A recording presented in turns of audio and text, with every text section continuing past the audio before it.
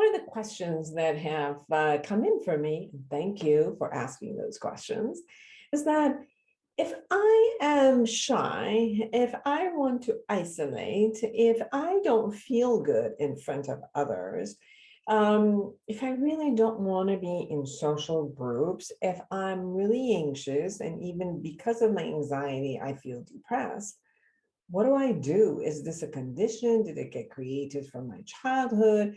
Is this an illness? What is it and what can I do?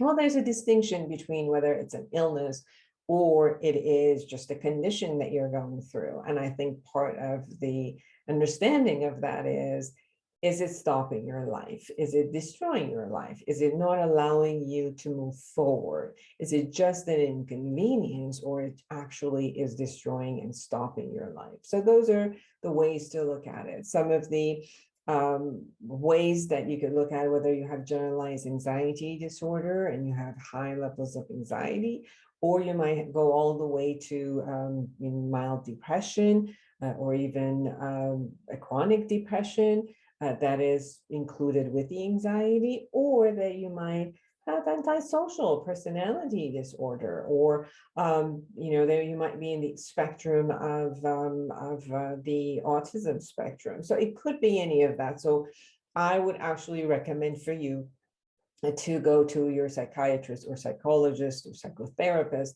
and get them take some tests, so you have an understanding of whether everything that's going on in your life is considered an illness and what the treatment is for it, and what can you do to let go of that. Some of this could be genetic, and you could see it if your family members, parents or grandparents, uncles, aunts have such as the same conditions, that it could have been a genetic component as it kind of moved forward and then to you, or that it's a behavioral where you've learned it from your family because they were there and they were behaving the same way. They would be showing and behaving in an anxious way, and the thought process and the language they used, it showed more of anxiety, or it was in a way that they were maybe judgmental, and you felt shy and you felt like everybody was going to judge you, and you created a lot of anxiety for yourself, or you wanted to isolate yourself in the room.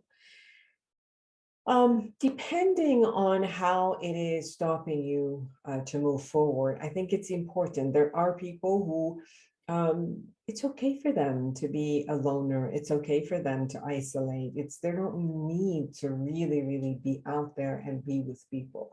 Although the social skills and the social upbringing, being a social human being, which we all are in a sense, it is important for you to also learn skills in how to be with public, because you will need it for jobs, you will need it for getting jobs, you will need it for finding a mate, socializing in the community, and that will hinder your growth. So even if we are talking about people who are shy and who do have some social anxiety, and they do have isolative kind of personality, they can still learn skills that would hold them in a space in a safe way, such as, for example, skills of acting. Many actors play roles that they kind of dissociate from themselves and play them very well in those roles. And then they get off the role and they get off the stage and then go to who they are. So sometimes this is what we need to do. We need to learn the skills as an actor to be with public. The other side is that maybe working with a therapist, you will also learn how to build a very deep connection for those relationships that you need, such as marriage or intimate relationship or having a best friend. You don't need to have hundreds of friends, but at least to have the skills of how to connect with one or two people where you can feel that those people are great, have a closeness into your heart. And that might be sufficient enough. As far as the social anxiety, there are a lot of great skills that you can learn through hypnosis, through actual doing them, desensitization, and learning how to be in a particular way. And keep doing it until you get good at it, and then the shyness will go away or the anxiety gets minimized.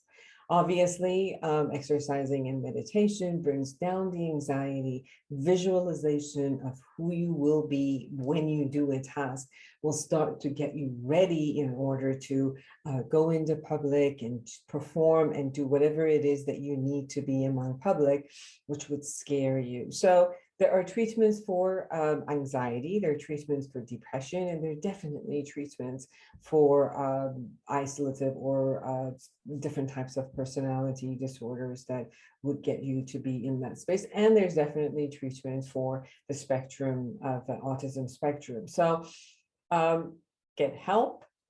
You don't need to stay in anxiety.